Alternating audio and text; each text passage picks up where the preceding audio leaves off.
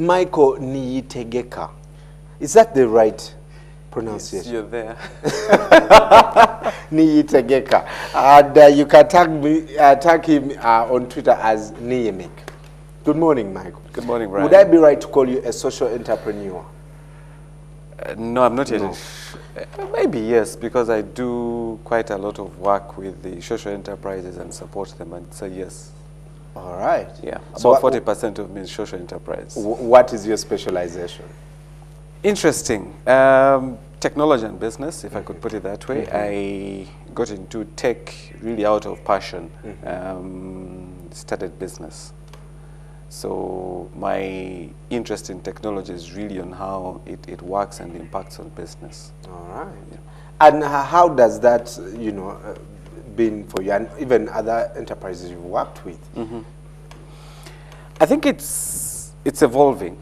I mean, I look at 5 years ago and you look at how technology was perceived here.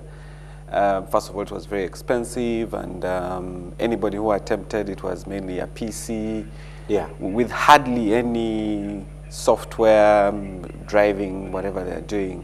But we're seeing businesses getting a little bit more sophisticated with regard to business-related services, accounting solutions, and procurement solutions. So we're getting there, if I could put it that way. 5 years ago, a website was more or less like a luxury of the corporate guys. Yeah. Now we are seeing, it's like, I call it the Me Too strategy. I must have a website. In fact, I am ashamed that I don't have a website. So well, you're not alone. Someone will ask me, why don't you have a website? And I'm like, I don't know. It feels like it's the in thing for people who start companies. Yeah. Yes, it's one of those, it's more or less becoming like a minimum expectation that the first thing people will say, okay, do you have a website? And you're like, can I tell you what I do? I even tell you my website. But then that tells you that you cannot exist now just in the physical space without being in the digital space. Right. So you either have a Facebook page, or can I find you on Twitter? Do you have a website? And that puts a lot of pressure on the companies as well, that it's not good enough to just have a website if you cannot give it content. Yeah. At the end, if I go there 1, 2, 3 times and I find the last time you updated it is the time you launched it, then I will never. And I've seen a couple of companies who get shocked when I show them data of, you go to what we call web aggregators, so companies that look at your website and see what traffic you're generating. And for example, if you go to Alexa and your website doesn't have traffic, it says, site cannot be found. But you actually have a website. But it just shows that you've not... It's been dormant for a long time. Yes, you've not had any traffic coming to your website. Right. And to a large extent that it can't pick significant data for it to consider. Wow.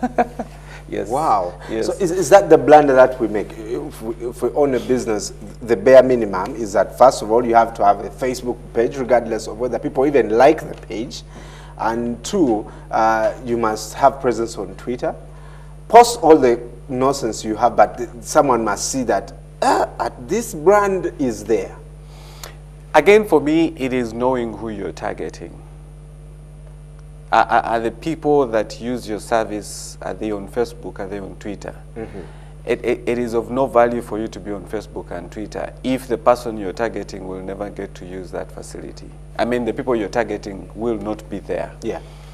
And so it is important for you to understand your consumers. Who are they, and what do I want them to go and get out of that? 2 is that it is also important for you to say, okay, even if my target consumers right now are not there, I want to drive traffic out of the guys who are online to bring them to my business. And so the messaging I'm giving them is totally different from the guys who walk into the shop every day. Yeah. And I can give some examples of companies that I've, for example, worked with. Pearl Guide, the guys who did the Discover TV Uganda. Yeah. When they were starting, they started out as a hard copy magazine, and they still do it. And so my question to them was, what is the intention of this? To be read. The guide. And they said, our intention is to inform tourists about what is available in Uganda, what services you can get, where you can go to have a drink, and that kind of stuff. I said, cool. So I asked the question, how many tourists have you seen on Kampala Road with your guide? They said, yeah, you see. and in the car parking lot where we were, I said, guys, we need to occupy the mobile space. Yeah.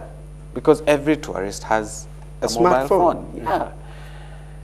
And so we went over it and did the dynamics, and the next thing is, I think it took about 3 months. And they called me and said, you know what, we have a mobile app. I'm like, cool.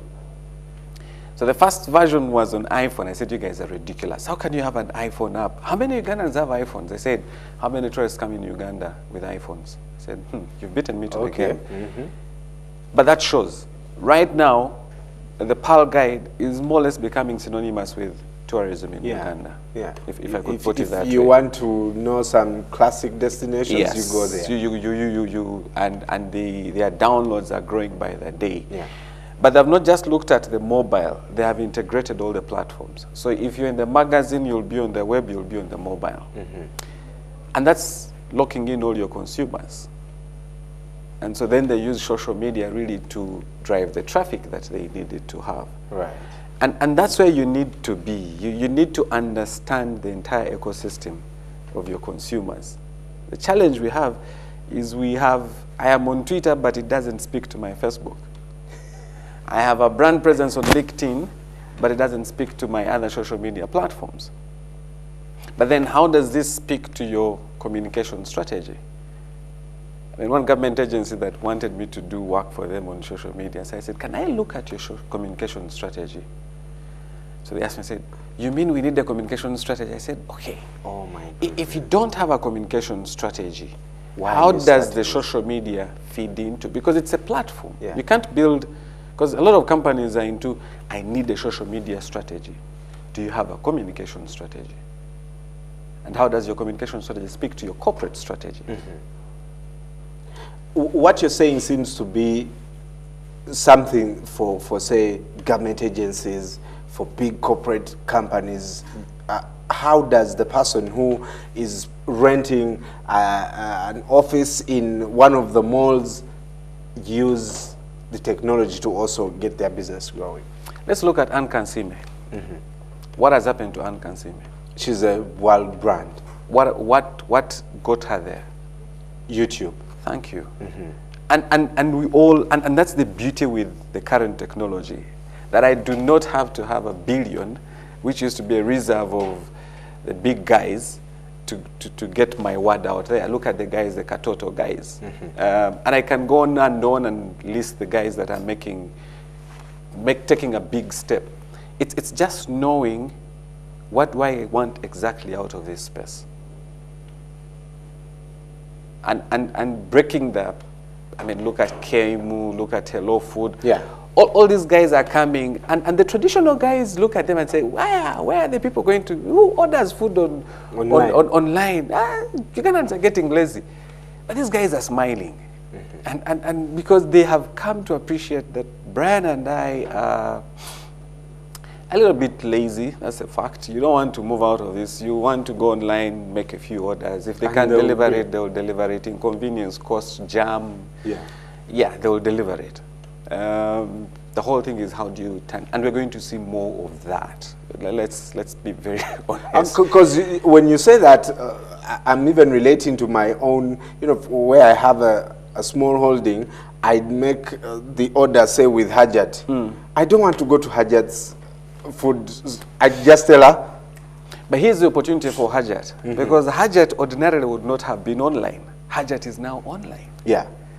That if for example, Hello Food has a profiling and ranking, and Hajat has 100 orders coming in for her, do you know what that means for Hajat? Because if I go in and see more people have ordered food from Hajat, where is Hajat? Why? Because now Hajat has, but sometimes, so you need to help Hajat appreciate the fact that a few things are going to change for her. Yeah. That she's going to start seeing faces that she has not seen before, because you're now exposing her to a whole new platform. The danger would be if Hajat is left there, and she cannot leverage. And she cannot leverage. Well, Michael, there's something here. Many argue technology has blurred the line between professional and private lives. And so you find companies that will fail to distinguish or even draw the line between the professional and private lives. We have people who, I think, who tweet like they are running their personal accounts on business accounts. Where do you draw the line? Okay. Now, and that's the beauty, that you cannot have two personalities. I mean, you cannot pretend to be a CEO. Okay, you're a CEO, and then private life, you put it that way, a wannabe or whatever, a party animal. And that is the reality, because I've had that argument. People saying, look, can I be on social media as Michael, and I have a corporate presence, and then I also have another presence on social media? Yes, you can, but one day it will fall through the cracks. We will get to know the difference between the two. That said and done, what we're seeing is you can nothing stops you from being Michael the CEO, and then Michael the private person, and you create that distinction and say, these are official tweets as the CEO, and then these are private tweets. In other words, what I say as Michael will have the signature. Yeah. But again, if I tweet in my private capacity about a company that I work for, you cannot tell me that ceases to be official. In the eyes of the public, it's official, whether you want it not to be official. It's actually hard for us to separate the two. If I tweet something as Brian, people say, NTV has done this. Thank you very much. And that calls us to attention. I mean, you had the scandal in the US of an air hostess who went and, I think she was ranting about her company, and it went viral. By the time the company came back to do damage control, too late. It was too late. Too late. And so, and that's the caution. In our current market, you've talked about Hello Food, you've talked about and consumer, and obviously the ads, they're really using technology. When we talk about YouTube and Twitter, they're advancing their trade. What are the other businesses that have actually used these platforms to? Platforms. I'll give an example. You've heard of Remit. Remit UG. What's that? Remit is a company formed by Ugandans, and what it does, it's really giving a run for money for Western Union and MoneyGram. And so if I'm in the US and I have money that I want to send to a Ugandan onto my Visa account, send money, and it will come straight onto my mobile money account. And so I go and dispense it at a mobile money agent. Wow. And that, we believe, with all the support and infrastructure that they are using right now, they should be able to break down. I mean, first of all, the cost is lower. They're starting out, so they're leveraging a lot of the power of the internet. So Remit is one of the companies that I say is one of those that we really need to look up for and support. The others that we are seeing happening, you've heard of the guy who has done Tumblr. You've heard of Tumblr. Yeah, the Tumblr guy who has created a kit really for borders. But guess what? We are seeing a little bit more value out of that, because when you analyze the data, you're able to see the times when borders are reckless. You can now visualize that data. The times when they are reckless, the times when they are slowing, that I can look at that and tell whether there's a traffic jam, there's a hold up on a specific street because the borders are not running as fast. Yeah. So there's more value that we're getting out of that. Cola Studios, the guys who are behind the gaming industry here, the Matter 2, and they've done games in Ghana, they've done games now in Sweden, they've also done games in Kenya. You've heard of Code Sync. The guys behind Miziki, the online music store, Miziki, and a couple of others that are breaking ground in a space that we thought was really for the big guys. So the key thing is sticking there. But here's the other thing, that these guys have potential to disrupt traditional business.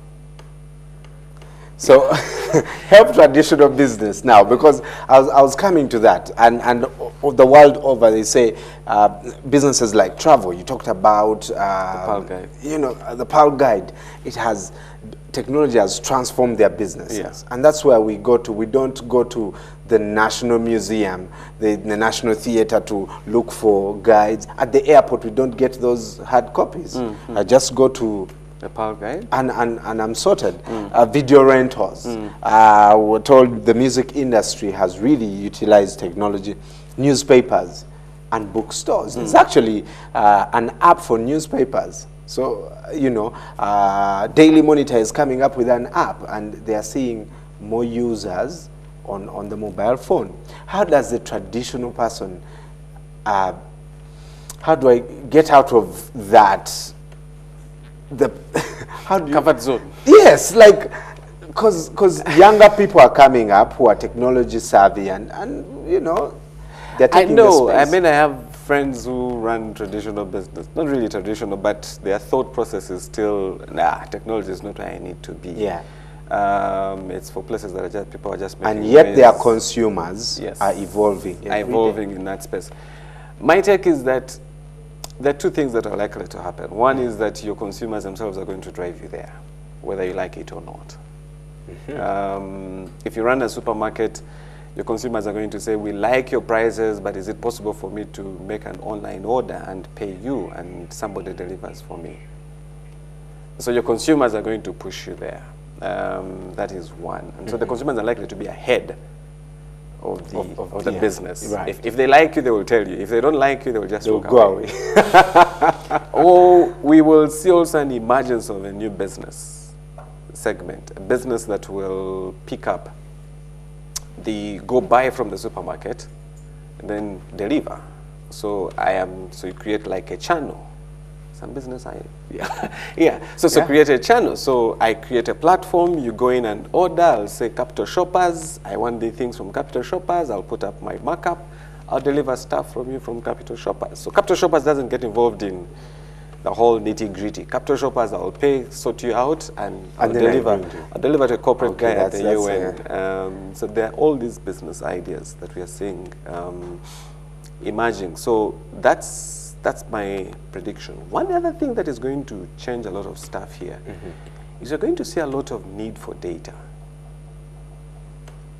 A lot of data analytics. Who is consuming, who is talking about it, and what are they looking for? So NTV is going to start looking at how many guys are using the app. Yeah. How many guys are tweeting about our programs. And so just by looking at the tweets on our programming, is going to tell us when we have the viewership that we need, the caliber of people that are watching our programs. So going back to do what I call data mining, picking out a lot of this data is going to be a big place for us. If you're going to take our businesses to a whole new level. How many guys download your YouTube videos? And at what time do they download the YouTube videos? I mean, these are things that the business guys need to start number crunching for them to make a lot of sense, because I think we're sitting on a gold mine called data. Guys come out of the US and pick this data and show you, it like, wow, and we think it's magic. Yeah, so that's what I think is going to... I need to wrap this up, but quickly here, I see Peter Igaga is saying, I think the question on most people and companies' mind is how to cash in on social media numbers. Like I said, because you're going with a Me Too strategy, I am also on Twitter, I am also on Facebook. You've not really paid attention on how you can make value out of that. And so it comes back to your content and your engagement. So if you're a company, think about what content am I putting out there that enables my followers to engage and desire to know more about my product.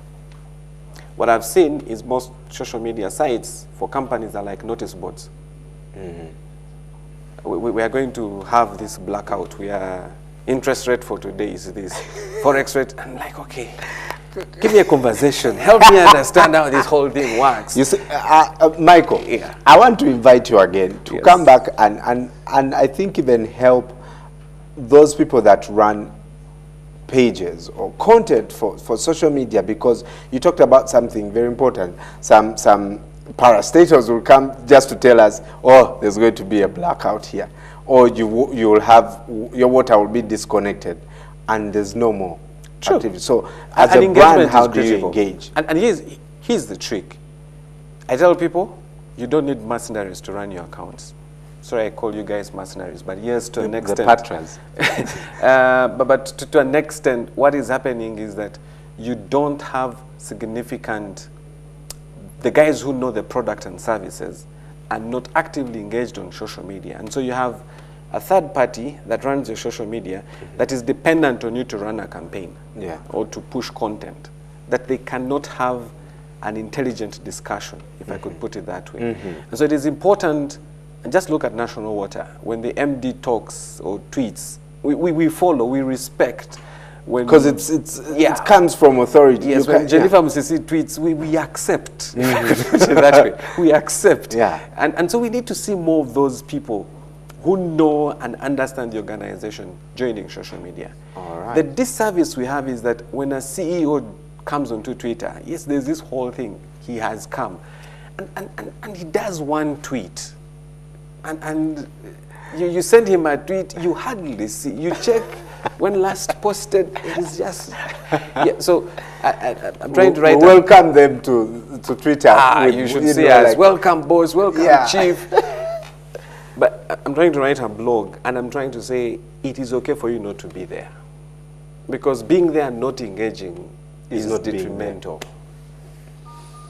Yeah, so I would rather know that you're not there, you have your robots tweeting for you, it's okay. You can put, tweets from the MD will have a signature MD. No, something like that. So that we know that there's going to be 5 tweets every year from the MD or something like that. Yeah. Well, that's Michael Niyitegeka. You can follow him on Twitter at Niyimik. Thank you. For more of this discussion. And we'll definitely bring him back and we'll engage on how you can come up with good quality content for your social media and not come off as someone who's not knowledgeable about the brand, not knowledgeable about the product, and of course, how do you draw the line between your private tweets and your business tweets? How do you distinguish that? For phones that manage multiple accounts, we're likely to tweet as Brian Mlondo. I can say, oh, I am with my guys in Angenois, and I tweet as NTV. And we have seen those happen. We've seen those happen. So that will be the conversation next time. But for now, thank you so much for joining us. Powered by Star Times and ICA. That's all we had for you in Everyday Life. In this